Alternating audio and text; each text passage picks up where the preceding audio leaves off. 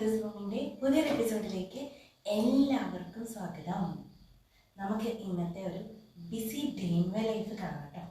അപ്പോൾ കൂടെ കൊടുക്കാം. ഇന്ന് ഞാൻ എണീറ്റപ്പം 5:30 ആയിട്ടുണ്ടായിരുന്നു കേട്ടോ. വേഗം പോയി ബ്രഷ് ചെയ്തൊന്ന് ഫ്രഷായി വന്നിട്ട് ആദ്യം തന്നെ അരി അടുപ്പത്തിട്ടു കേട്ടോ. കാരണം ഇന്ന് കുട്ടികൾക്ക് പഠിത്തമുള്ള ദിവസമാണ്. അപ്പോൾ അവർക്ക് ലഞ്ച് കൊടുത്തു വിടണം. അപ്പോഴത്തേക്ക് ചോറ് വെന്ത് വരണ്ടേ. അപ്പോൾ ഇനി ആ ഒരു സമയം കൊണ്ട് നമുക്ക് ബാക്കി പണികളും തീർത്തെടുക്കണം. അപ്പോൾ നേരത്തെ അരച്ച് വെച്ചിട്ടുള്ള ദോശമാവ് ഫ്രിഡ്ജിൽ ഇരിപ്പുണ്ടായിരുന്നു കേട്ടോ. അപ്പോൾ അത് ഞാൻ എടുത്തൊന്ന് തണുപ്പ് മാറാനായിട്ട് ഫ്രിഡ്ജിൽ നിന്ന് വെളിയിലെടുത്ത് വെച്ചിട്ടുണ്ട്. തലേന്നത്തെ സാമ്പാറൂടെ ഉണ്ട് കേട്ടോ. അപ്പോൾ ബ്രേക്ക്ഫാസ്റ്റിൻ്റെ കാര്യത്തിലൊരു തീരുമാനമായിട്ടുണ്ട്. ദോശയും സാമ്പാറുമാണ് നമ്മളിന്ന് ഉണ്ടാക്കുന്നത്. നമുക്കിന്ന് കോവയ്ക്ക മെഴുക്ക് വരട്ടി വയ്ക്കാം. അപ്പോൾ പിള്ളേർക്ക് ഇന്ന് കോവയ്ക്ക മെഴുക്ക് വരട്ടിയും വെണ്ടയ്ക്കയും തക്കാളിയും പുളിങ്കറിയും കൂടിയാണ് കൊടുത്തു വിടുന്നത് കേട്ടോ. അപ്പോൾ നമുക്ക് അതിനുള്ള പരിപാടികൾ നോക്കാം. ഇവിടെ പൊന്നൂസിനും അച്ചൂട്ടനും ഒക്കെ രസം, പുളിങ്കറി, മെഴുക്ക് വരട്ടി ഇങ്ങനത്തെ കറികളൊക്കെ ഇഷ്ടമാണ് കേട്ടോ. അപ്പോൾ ധൃതി വെച്ച് എന്തെങ്കിലുമൊക്കെ ആക്കി കൊടുക്കുമ്പം ഇങ്ങനെയുള്ള കറികളൊക്കെ കൊടുത്തു വിട്ടാൽ അവർ വയറ് നിറയെ ചോറുണ്ടോളൂ കേട്ടോ. സാധാരണ ഞാൻ തലേ ദിവസത്തിൽ ഇതെല്ലാം ചെയ്ത് വെക്കാറുണ്ട്. എന്തെങ്കിലും പച്ചക്കറികളൊക്കെ ഉണ്ടെങ്കിൽ അരിഞ്ഞെടുത്ത് വെക്കും. പക്ഷേ ഇന്നലെ അതിനൊന്നും സമയം കിട്ടിയില്ല കേട്ടോ. രണ്ടാൾക്കും ഇത്തിരി പഠിക്കാനുണ്ടായിരുന്നു. അപ്പോൾ അതിൻ്റെ പിന്നാലെ നടന്നു. ഇപ്പം സമയം 6 മണി ആയിട്ടില്ല കേട്ടോ. 5:45 കഴിഞ്ഞിട്ടുണ്ട്. പൊന്നൂസിനെ വിളിക്കാം. പൊന്നൂസിന് എന്തോ എഴുതാനുണ്ടെന്ന് പറയാനുണ്ടായിരുന്നു. പൊന്നുക്കുട്ടിന് തലേന്ന് കംപ്ലീറ്റ് ചെയ്യാൻ പറ്റാത്ത എന്തെങ്കിലും വർക്ക് ഉണ്ടെങ്കിൽ, അല്ലെ ഹോംവർക്കോ അതല്ലെങ്കിൽ പഠിക്കാനുള്ള എന്തെങ്കിലും ഉണ്ടെങ്കിൽ അവൻ രാവിലെ 6 മണിയാകുമ്പം വിളിക്കണേ അമ്മ എന്ന് പറയൂ കേട്ടോ. കറക്റ്റ് 6 മണിയാകുമ്പോൾ ഞാൻ പോയി വിളിക്കും. കാരണം ഉറക്കത്തിൽ നിന്ന് എണീറ്റ് ഒരു കുറച്ച് നേരം ഇങ്ങനെ തൂങ്ങിപ്പിടിച്ചിരിക്കുക എന്നുള്ളത് 2 പേരുടെ ഒരു ശീലമാണ് കേട്ടോ. അപ്പോൾ ഞാനൊരു 6 മണിയൊക്കെ ആകുമ്പോൾ വിളിച്ചാലേ ഉള്ളൂ. ഒരു 6:30 ആകുമ്പോൾ അത് എഴുതാനും പഠിക്കാനും ഒക്കെ ആയിട്ട് ഇങ്ങനെ കുത്തി പൊങ്ങി വരുള്ളൂ കേട്ടോ. അപ്പോൾ ഇന്ന് എന്തോ കാര്യമായിട്ട് എഴുതാനുള്ളത് കൊണ്ട് ഒറ്റ വിളിക്ക് തന്നെ ചാടി എണീറ്റിട്ടുണ്ട് കേട്ടോ. അപ്പം സാധാരണ ഈ കൂട്ടത്തിൽ അച്ഛനെ ഞാൻ വിളിച്ചെണീപ്പിക്കാറുണ്ട്. കാരണം ഒരാൾ ഉറങ്ങുന്ന കാണുമ്പം അടുത്തയാൾക്ക് വിഷമമാവും. അപ്പോൾ പഠിക്കാനൊന്നും തോന്നില്ല കേട്ടോ. അതുകൊണ്ട് അവനെയും കൂടി ഞാൻ സാധാരണ വിളിക്കാറുണ്ട്. പക്ഷേ ഇന്നിപ്പം തലേന്ന് രാത്രിയിൽ അച്ഛന് ചെറുതായിട്ട് ജലദോഷമൊക്കെ ഉണ്ടായിരുന്നുകൊണ്ട് അവനെ ഞാൻ വിളിച്ചില്ല കേട്ടോ. അപ്പോൾ ഇത്തിരി നേരം കൂടെ കിടന്നോട്ടേ എന്ന് വിചാരിച്ചു. അപ്പോൾ അങ്ങനെ പൊന്നൂസിനെ പഠിക്കാനും അച്ചുക്കുട്ടനെ ഒന്നും കൂടി മൂടി പുതപ്പിച്ചും കിടത്തിയിട്ട് ഞാൻ വീണ്ടും എൻ്റെ തട്ടകത്തിലേക്ക് വന്നു കേട്ടോ. അപ്പോൾ അടുക്കളയിലേക്ക് വന്നിട്ട് ഞാൻ അടുക്കളയുടെ ഡോറ് തുറന്നിടുന്നുണ്ട്. കാരണം നല്ല മഴയും തണുപ്പൊക്കെ ഉണ്ടെങ്കിലും കിച്ചണിൽ നിൽക്കുമ്പം നമുക്കിത്തിരി ചൂടൊക്കെ ഫീൽ ചെയ്യുമല്ലോ. സാധാരണ ഞാൻ എണീറ്റ് വരുമ്പോൾ തന്നെ അടുക്കളയുടെ ഡോറ് തുറക്കാറുണ്ട് കേട്ടോ. പക്ഷേ കഴിഞ്ഞൊരു ദിവസം ഞാൻ തുറന്നപ്പം ഒരു പാമ്പിനെ കണ്ടു മുറ്റത്ത്. അപ്പോൾ എനിക്ക് പേടിയാട്ടോ. അപ്പോൾ ഇപ്പം ഞാൻ നേരത്തെ തുറന്നാൽ തന്നെയും ലൈറ്റ് ഇട്ട് ചുറ്റിനുമൊക്കെ ഒന്ന് നോക്കിയിട്ടേ ഡോറ് തുറന്നിടാറുള്ളൂ. കാര്യം ഇപ്പം 6 മണിയൊക്കെ കഴിഞ്ഞിട്ടുണ്ടെങ്കിലും മുറ്റത്ത് ഇപ്പോഴും ഇരുട്ട് തന്നെയാണ് കേട്ടോ. തലേന്ന് രാത്രിയിൽ നല്ല സൂപ്പർ മഴയായിരുന്നു. വെളുപ്പിനെ ആകുമ്പോഴേക്കും ചെറിയ മഞ്ഞും കൂടി ഉണ്ട് കേട്ടോ. അതുകൊണ്ട് മുറ്റത്ത് ഇപ്പോഴും നല്ല ഇരുട്ടായതുകൊണ്ട് ഞാൻ മുറ്റത്ത് ലൈറ്റ് ഇട്ടിട്ടുണ്ട്. താഴത്ത് പാത്രങ്ങളെല്ലാം നിരന്ന് കിടക്കുന്ന കണ്ടുകൊണ്ട് ഒന്നും തോന്നരുത് കേട്ടോ. ഇവിടെ കബോർഡ് വർക്കൊന്നും കഴിഞ്ഞിട്ടില്ല. അതെല്ലാം പെൻഡിങ്ങിൽ കിടക്കുകയാണ് കേട്ടോ. അപ്പോൾ അതുകൊണ്ട് ഇത്തിരി അസൗകര്യങ്ങളുണ്ട്. അപ്പം രാത്രിയിലെ പാത്രങ്ങളെല്ലാം കഴുകി ഞാനൊരു കൊട്ടയിലാക്കി വെച്ചിരിക്കുന്നതാണ് കേട്ടോ. ഇനി അതെല്ലാം ഉണങ്ങിക്കഴിയുമ്പോൾ എൻ്റെ പണിയെല്ലാം കഴിഞ്ഞിട്ട് ഞാൻ പയ്യെ അതെല്ലാം അടുക്കി പെറുക്കി എടുത്ത് വയ്ക്കും കേട്ടോ. അത് കഴിയുമ്പോഴേക്കും അവിടെ ഒന്ന് നീറ്റായിട്ടിരിക്കും. നമ്മുടെ കോവയ്ക്ക മെഴുക്കുവരട്ടിക്കുള്ള കോവയ്ക്ക ഞാനിവിടെ വട്ടം വട്ടം ചെറുതാക്കി അരിഞ്ഞെടുത്തിട്ടുണ്ട് കേട്ടോ. വെള്ളൂർ വീട്ടിലാണെങ്കിൽ അമ്മ പറയും കോവയ്ക്ക നീട്ടത്തിൽ അരിഞ്ഞെടുക്കണമെന്ന്. പക്ഷേ എനിക്ക് ഒന്നും കൂടി ഇഷ്ടം ഇതുപോലെ വട്ടത്തിൽ അരിഞ്ഞെടുക്കാനാണ് കേട്ടോ. അപ്പം ഞാൻ മെഴുക്കുവരട്ടി വെക്കുമ്പോഴേക്കും കോവയ്ക്കയുടെ കൂട്ടത്തിൽ എരിവുള്ള പച്ചമുളക് ഒരു 2-3 എണ്ണം നടുവെ കീറിയിടും. അതുപോലെ തന്നെ സവോളയും ചെറുതാക്കി സ്ലൈസാക്കി അരിഞ്ഞ് ചേർക്കും കേട്ടോ. അപ്പം നമുക്കിനി മെഴുക്കുവരട്ടി എല്ലാം റെഡിയാക്കി എടുക്കണം. അത് കഴിഞ്ഞിട്ട് വേണം നമ്മുടെ ബ്രേക്ക്ഫാസ്റ്റ് പരിപാടിയിലേക്കൊക്കെ കടക്കാനായിട്ട് കേട്ടോ. അപ്പം നമ്മുടെ മെഴുക്കുവരട്ടി ഉണ്ടാക്കാനുള്ള ചീനച്ചട്ടി ഞാൻ ദാ കഴുകിയെടുത്ത് അടുപ്പത്ത് വയ്ക്കുന്നുണ്ട്. അപ്പം നമുക്ക് മെഴുക്കുവരട്ടി ഉണ്ടാക്കുന്ന പരിപാടിയിലേക്ക് കിടക്കാം കേട്ടോ. അപ്പം നമുക്ക് മെഴുക്കുവരട്ടി ഉണ്ടാക്കാനുള്ള ചീനച്ചട്ടി ഞാൻ ദാ അടുപ്പത്ത് ചൂടാവാനായിട്ട് വെക്കുന്നുണ്ട് കേട്ടോ. അപ്പോൾ ആ ഒരു സമയത്ത് നമ്മുടെ അരി നന്നായിട്ട് തിളച്ച് വന്നിട്ടുണ്ടായിരുന്നു. അപ്പോൾ ഞാനത് സിമ്മിലേക്ക് ആക്കിയിട്ടുണ്ട്. കാരണം അതിനി വേവാനുണ്ട് കേട്ടോ. അപ്പോൾ ചീനച്ചട്ടി നല്ലോണം ഒന്ന് ചൂടായി വരട്ടെ. അപ്പോഴേക്കും നമുക്കതിലേക്ക് നല്ല വെളിച്ചെണ്ണ ഒഴിച്ചു കൊടുക്കണം.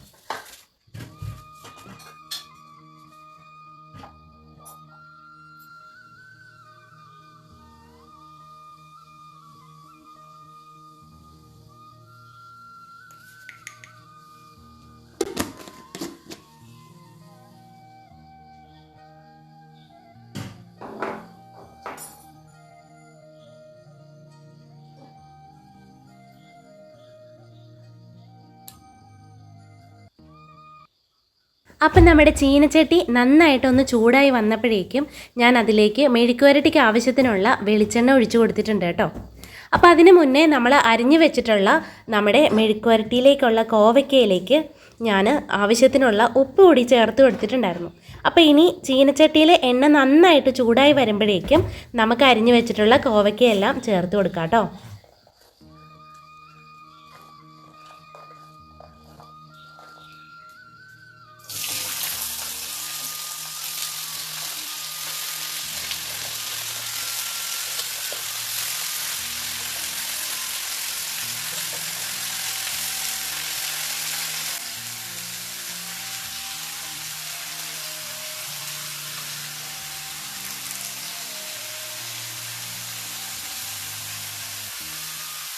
അങ്ങനെ നമ്മുടെ കോവയ്ക്കയെല്ലാം അതിലേക്ക് ഇട്ട് കൊടുത്തിട്ട് ഒരു തണ്ട് കറിവേപ്പിലയും കൂടെ ചേർത്ത് ഞാൻ അങ്ങോട്ട് മൂടി വെച്ചിട്ടുണ്ട് കേട്ടോ.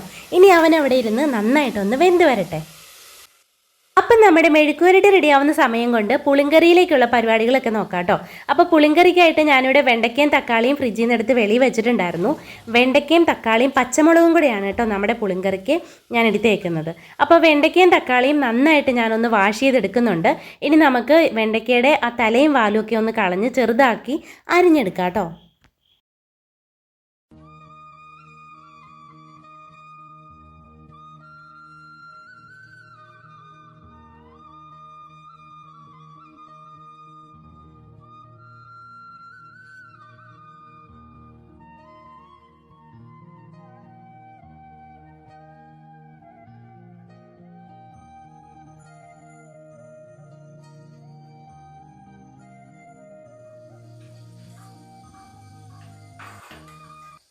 അപ്പം നമ്മുടെ പുളിങ്കറിയിലേക്കുള്ള വെണ്ടയ്ക്കയും ഞാൻ അരിഞ്ഞെടുത്തിട്ടുണ്ട്. അപ്പം നമ്മൾ ഇന്ന് പുളിങ്കറി വെക്കുന്നത് മൺചട്ടിയിലാണ് കേട്ടോ. അപ്പോൾ ചട്ടി ഒന്ന് കഴുകി ചൂടാക്കാനായിട്ട് ഞാൻ അടുപ്പത്ത് വെച്ചിട്ടുണ്ട്. അപ്പോൾ ആ ഒരു സമയത്ത് നമ്മുടെ മെഴുക്കുവരട്ടി ഒന്ന് ഇളക്കി കൊടുക്കാം കേട്ടോ. അതല്ലെങ്കിൽ അടിക്ക് പിടിച്ച് കരിഞ്ഞു പോവാൻ നല്ല ചാൻസ് ഉണ്ട്. അപ്പോൾ ഇതുപോലെ ഇടയ്ക്ക് ഒന്ന് ഇളക്കി ഇട്ട് കൊടുക്കണം. എന്നിട്ട് വെന്തെങ്കിൽ നമുക്ക് തുറന്ന് വെച്ച് നന്നായിട്ടൊന്ന് മുരിയിട്ടെടുത്താൽ മതി കേട്ടോ. അപ്പോൾ ഇതൊന്നും ആയിട്ടില്ല. അപ്പോൾ ഞാൻ ഒന്നും കൂടി ഒന്ന് ഇളക്കി തട്ടിപ്പൊത്തി മൂടി വെക്കുന്നുണ്ട്.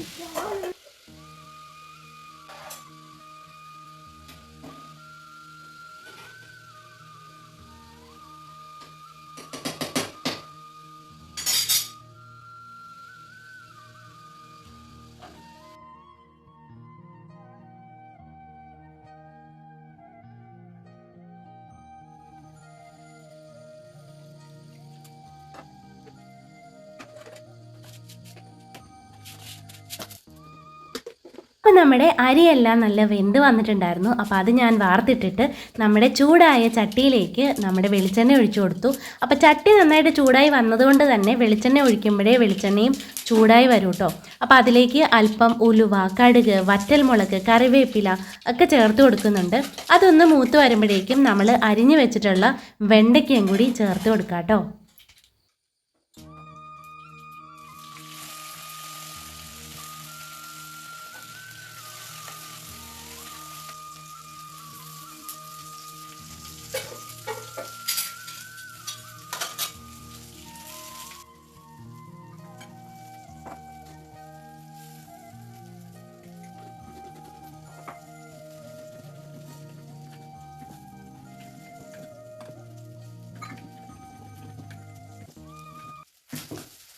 നമ്മുടെ പുളിങ്കറിയിലേക്കുള്ള വെണ്ടയ്ക്ക നന്നായിട്ടൊന്ന് വഴണ്ട് വെന്ത് വരണം കേട്ടോ.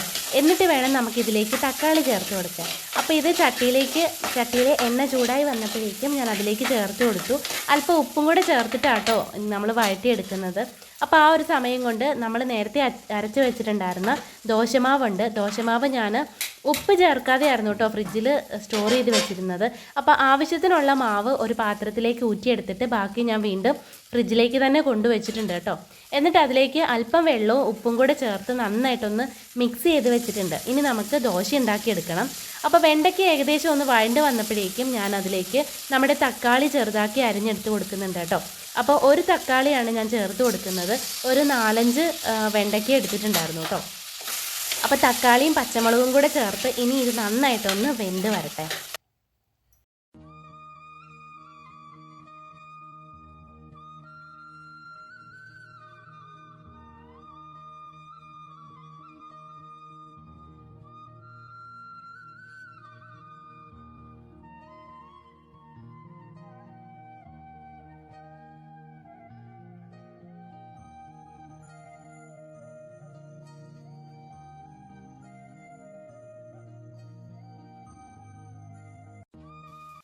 അപ്പം ഒരു സൈഡിൽ കൂടെ നമ്മുടെ കറിയെല്ലാം റെഡി ആയിക്കൊണ്ടിരിക്കുകയാണ്. അപ്പം നമ്മൾ ഇതുവരെയും ബ്രേക്ക്ഫാസ്റ്റിൻ്റെ പണിപ്പുരയിലേക്ക് കടന്നിട്ടില്ല കേട്ടോ. അപ്പോൾ ഇന്ന് ബ്രേക്ക്ഫാസ്റ്റ് ദോശയാണ് ആക്കുന്നത്. അപ്പോൾ പൊന്നൂസിനും അച്ചൂട്ടനും ഒക്കെ കൊടുക്കുന്ന ദോശയിൽ ഞാൻ അല്പം നെയ്യ് തടവി കൊടുക്കാറുണ്ട് കേട്ടോ. ഇപ്പോൾ ദോശയെന്നല്ല, ഇപ്പോൾ ഉപ്പുമാവ് ഉണ്ടാക്കിയാൽ പോലും ഒരല്പം നെയ്യ് ഞാൻ ചേർക്കാറുണ്ട് കേട്ടോ. കാരണം ഈ ഡോക്ടേഴ്സൊക്കെ പറയും ഇപ്പോൾ കുട്ടികൾക്ക് വളർച്ചയുടെ ഭാഗമായിട്ടുണ്ടാവുന്ന കാലുവേദന പോലുള്ളതൊക്കെ മാറാൻ വേണ്ടിയിട്ട് അല്പം നെയ്യ് ചേർത്ത് കൊടുക്കുന്നത് നല്ലതാണ് കേട്ടോ. അപ്പോൾ ആദ്യം എനിക്കറിയില്ലായിരുന്നു. അച്ചൂട്ടന് നല്ലോണം കാലുവേദന ഉണ്ടാവാറുണ്ട് കേട്ടോ, ഒത്തിരി നടന്നിട്ടോ ഓടിയിട്ടോ ഒക്കെ വരുമ്പോഴേക്കും. അപ്പോൾ എന്നും രാത്രിയിൽ ഇങ്ങനെ കാല് തിരുമ്മി കൊടുക്കലാണ് എൻ്റെ പരിപാടി. അപ്പോൾ ഇങ്ങനെ നെയ്യ് ആഡ് ചെയ്ത് കൊടുക്കാൻ തുടങ്ങിയത് പിന്നെ അങ്ങനെ എന്നും ഒന്നും ഉണ്ടാവാറില്ല. എനിക്കറിയില്ല ഇനി അതുകൊണ്ടാണോ എന്താന്ന് കേട്ടോ. അപ്പം ഇപ്പം അങ്ങനെ അധികം കാലുവേദന ഉണ്ടാവാറില്ല കേട്ടോ. ഇപ്പം എൻ്റെ കയ്യിലിരിക്കുന്ന നെയ്യ് ഞാൻ പുറത്തുനിന്ന് വാങ്ങിയിട്ടുള്ളതാണ്. ഇനിയിപ്പം നമുക്ക് വീട്ടിലുണ്ടാക്കുന്ന നെയ്യ് ആക്കിയെടുക്കണം എന്നുണ്ട്. ഇനിയിപ്പം എന്നാണ് എന്നറിയില്ല, എന്തായാലും നമുക്ക് പയ്യെ ആക്കിയെടുക്കാം കേട്ടോ. അച്ചൂട്ടൻ ഇതുവരെ എണീറ്റിട്ടില്ല കേട്ടോ. പൊന്നൂസ് എഴുതാനുള്ള തിരക്കിലാണ്. അപ്പോൾ ഞാൻ ഇവിടെ പത്രം ഇടുന്നില്ലായിരുന്നു കേട്ടോ. അപ്പോൾ ഞാനൊരു ചേട്ടനോട് ഇവിടെ പത്രം ഇടാമോ എന്ന് ചോദിച്ചിട്ടുണ്ടായിരുന്നു. അപ്പം നമുക്ക് അത് നോക്കാനായിട്ട് പോവുകയാണ് കേട്ടോ. ഞാൻ പത്രം വന്നോ നോക്കണം. ഇന്നലെ രാത്രിയിലും ഇവിടെ നല്ല സൂപ്പർ മഴയായിരുന്നു കേട്ടോ. നമുക്ക് പേപ്പർ വന്നിട്ടുണ്ടോ നോക്കാം. മഴ പെയ്ത് തോർന്ന മിറ്റം കാണാൻ നല്ല ഭംഗിയാണ് കേട്ടോ. എനിക്ക് ഭയങ്കര ഇഷ്ടമാണ്. പ്രത്യേകിച്ചും വെളുപ്പിനത്തെ ആ ഒരു മഞ്ഞും കൂടെ ആകുമ്പം ഒരു പ്രത്യേക ഫീൽ ഉണ്ടായിരുന്നു കേട്ടോ പുറത്തിറങ്ങി നിൽക്കാൻ. അപ്പോൾ സാധാരണ ഞാൻ രാവിലെ എണീക്കുമ്പോൾ തന്നെ കുളിയൊക്കെ കഴിഞ്ഞിട്ടാണ് നേരെ കിച്ചണിലേക്ക് പോവുക. അപ്പം ഇന്ന് അതിനുള്ള ടൈമൊന്നും കിട്ടാഞ്ഞത് കൊണ്ട് ഒരു കുളിക്കാത്തതിൻ്റെ ഒരു അസ്വസ്ഥത ഉണ്ടായിരുന്നു കേട്ടോ. അങ്ങനെ എന്നും കുളിച്ചിട്ടേ കയറുള്ളൂ എന്നൊന്നുമില്ല, എന്നാലും കൂടുതലും ഞാൻ അങ്ങനെ ശ്രമിക്കാറുണ്ട് കേട്ടോ. അപ്പം ഇന്ന് അതിന് പറ്റാത്തത് കൊണ്ട് ഒരു അസ്വസ്ഥത ഉണ്ടായിരുന്നു. പക്ഷെ പുറത്തിറങ്ങി നിന്നപ്പം പ്രത്യേക ഒരു ഫ്രഷ്നെസ് ഫീൽ ചെയ്തു കേട്ടോ. നല്ല ഭംഗിയല്ലേ ആ ഒരു മഞ്ഞും പച്ചപ്പും ഒക്കെ കാണാനായിട്ട്. അപ്പോൾ പത്രം ഇതുവരെയും വന്നിട്ടില്ലായിരുന്നു. മഴയൊക്കെ ആയതുകൊണ്ട് ലേറ്റ് ആവുന്നതായിരിക്കാം. അപ്പോൾ പേപ്പർ ഇതുവരെ വന്നിട്ടില്ല. അല്ലെങ്കിൽ ചിലപ്പോൾ മഴയുണ്ടെങ്കിൽ നനയോ അല്ലെങ്കിൽ പട്ടി കടിച്ചുകൊണ്ട് പോവുക ചെയ്യും കേട്ടോ. ഇനി നമുക്ക് ബാക്കി പരിപാടിയിലേക്ക് കിടക്കാം. അപ്പോൾ നമ്മുടെ പണി ഏകദേശം ഒക്കെ ഒന്ന് ഒതുങ്ങിയിട്ടുണ്ട്. കോവയ്ക്ക മെഴുക്കുവരട്ടിയായി, വെണ്ടയ്ക്കയും തക്കാളിയും പുളിങ്കറി ആയിട്ടുണ്ട്. അപ്പോൾ ചോറും ഇത്രയാണ് കൊടുത്തു വിടുന്നത് ഉച്ചയ്ക്ക് ലഞ്ചിന്. അപ്പോൾ ബ്രേക്ക്ഫാസ്റ്റിന് നമുക്ക് നല്ല അരിദോശ ഉണ്ട് കേട്ടോ. നല്ല മുരിഞ്ഞ അരിദോശ ഉണ്ട്. അരിദോശയും നമ്മുടെ എന്താ പറയുക, ഇന്നലെ ഇഡലി സാമ്പാറുമായിരുന്നു. അപ്പോൾ പിന്നെ അതിൻ്റെ സാമ്പാർ ഞാൻ എടുത്ത് ഫ്രിഡ്ജ് വെച്ചിട്ടുണ്ടായിരുന്നു കേട്ടോ. ആദ്യം വിചാരിച്ചു ചമ്മന്തിയും ദോശയാക്കാമെന്ന് വിചാരിച്ചായിരുന്നു. പക്ഷേ സാമ്പാർ ഇരിക്കുന്നതുകൊണ്ട് ഞാൻ വിചാരിച്ചു വെറുതെ ചമ്മന്തി ആക്കിയാലും വേസ്റ്റ് ആവും. അപ്പോൾ പിന്നെ നമുക്ക് ദോശയും സാമ്പാറും കൂടി പിള്ളേർക്ക് കൊടുക്കാം. ഇനി അവർക്ക് ലഞ്ച് ബോക്സ് എടുത്ത് വയ്ക്കണം. പിന്നെ കുറച്ച് പാത്രം ഒന്ന് കഴുകാനുണ്ട്, പിന്നെ കുളിക്കാനുണ്ട്. അച്ചുമോൻ ഇതുവരെ എണീറ്റിട്ടില്ല. സാധാരണ 6:30 ആകുമ്പോൾ എണീക്കുന്ന, ഇപ്പോൾ 7 മണിയായിട്ടുണ്ട്. ഞാൻ വിചാരിച്ചു ഇപ്പോൾ ദോശയാക്കിയിട്ട് അവനെയും കൂടി വിളിക്കാം. എനിക്കിന്നൊന്ന് ഹോസ്പിറ്റലിൽ പോകണം. അപ്പം പിള്ളേരെ താഴത്ത് സിന്ധു ചേച്ചിയുടെ വീട്ടിൽ കൊണ്ടാക്കിയിട്ട് വേണം പോകാനായിട്ട്. അപ്പം സിന്ധു ചേച്ചിയുടെ കൊച്ച് അവനിയും ഉണ്ട് ഇവരുടെ ഒപ്പം പോവാണേ. അപ്പോൾ ചേച്ചി അവനെയെ കയറ്റി വിടണമൊപ്പം ഇവരും കൂടെ കയറിയാൽ മതിയല്ലോ. അപ്പോൾ ചേച്ചിയോട് പറഞ്ഞപ്പോൾ ചേച്ചി പറഞ്ഞു അവിടെയോട്ട് ആക്കിക്കോ, ചേച്ചി ബസ്സിൽ കയറ്റി വിട്ടോളാം എന്ന് പറഞ്ഞു. അതുകൊണ്ട് തന്നെ സമാധാനമുണ്ട്.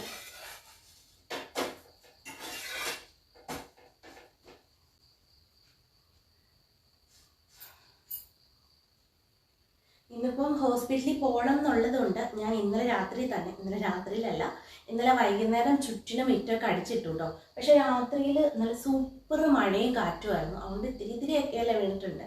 അതിനിപ്പോൾ ഇന്ന് വൈകുന്നേരം ഇനിയിപ്പം തൂക്കുന്നുള്ളൂ. ഇനിയിപ്പോൾ തൂക്കാൻ ഇറങ്ങിക്കഴിഞ്ഞാൽ സമയം പോകും. പിന്നെ വേറെന്താ പണിയെന്ന് ചോദിച്ചാൽ, പിന്നെ തുണി അലക്കാനുള്ളതും ഇന്നലെ വൈകുന്നേരം ഞാൻ അലക്കി ബക്കറ്റിലാക്കി വെച്ചിട്ടുണ്ട്. കാരണം മഴക്കാറ് ഇടിയും മിന്നലൊക്കെ ഉണ്ടായിരുന്നതുകൊണ്ട് ഞാൻ വിരിച്ചിട്ടില്ല കേട്ടോ. അപ്പോൾ പിന്നെ അത് ഞാൻ ബക്കറ്റിൽ പിഴിഞ്ഞ് ഒക്കെ വെച്ചേക്കുവാണ്. അപ്പം സമയമുണ്ടെങ്കിൽ രാവിലെ അതൊന്നും എടുത്ത് വിരിക്കണം, അല്ലെങ്കിൽ വന്നിട്ട് വിരിക്കാം.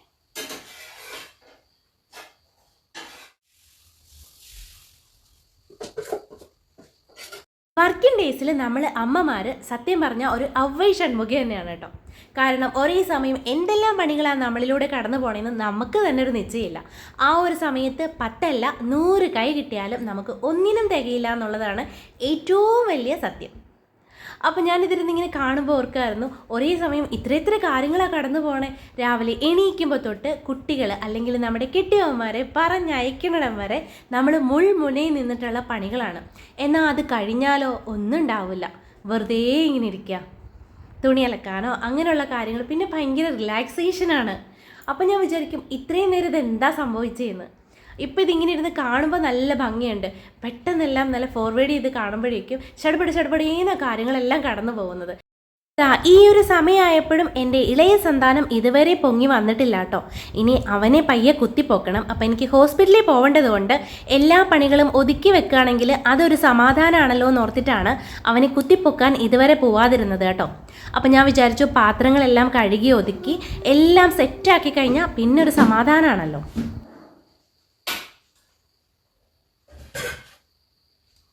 അപ്പം നമ്മുടെ ദോശയും സാമ്പാറും ഞാൻ ഡൈനിങ് ടേബിളിൽ കൊണ്ടുവച്ചിട്ടുണ്ട്.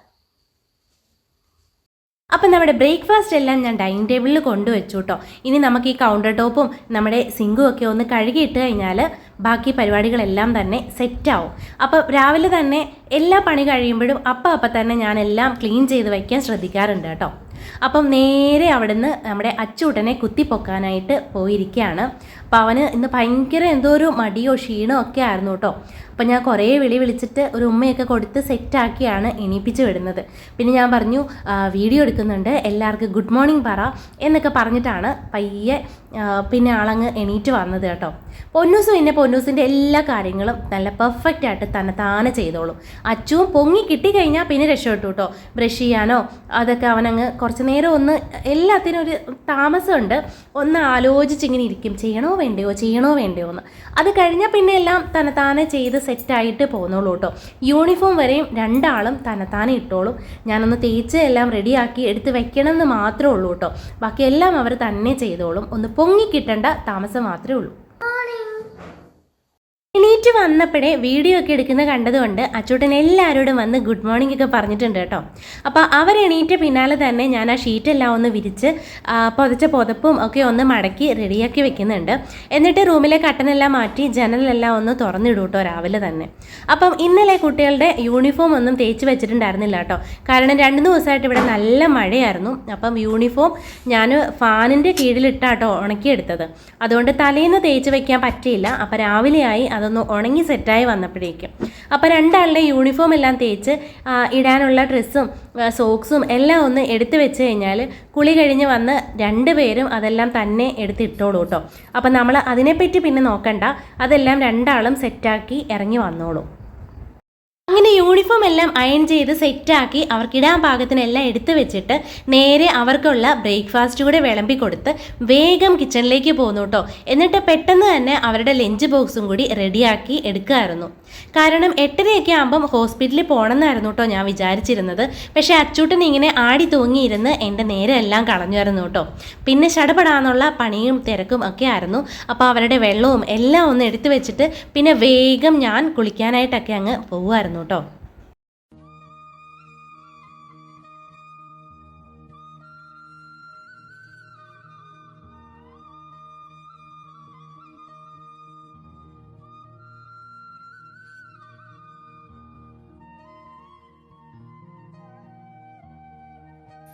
അപ്പോൾ ഞങ്ങൾ 3 ആളും കൂടി റെഡി ആയിട്ടുണ്ട്.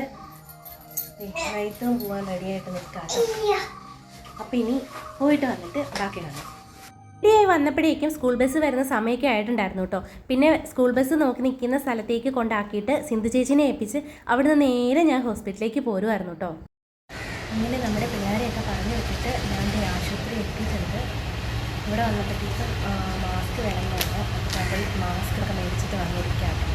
അപ്പോൾ ബ്ലഡൊക്കെ ഒന്ന് ടെസ്റ്റ് ചെയ്യണം, തൈറോയിഡൊക്കെ ഒന്ന് ടെസ്റ്റ് ചെയ്യണം എന്നിട്ട് വന്നതാണ്.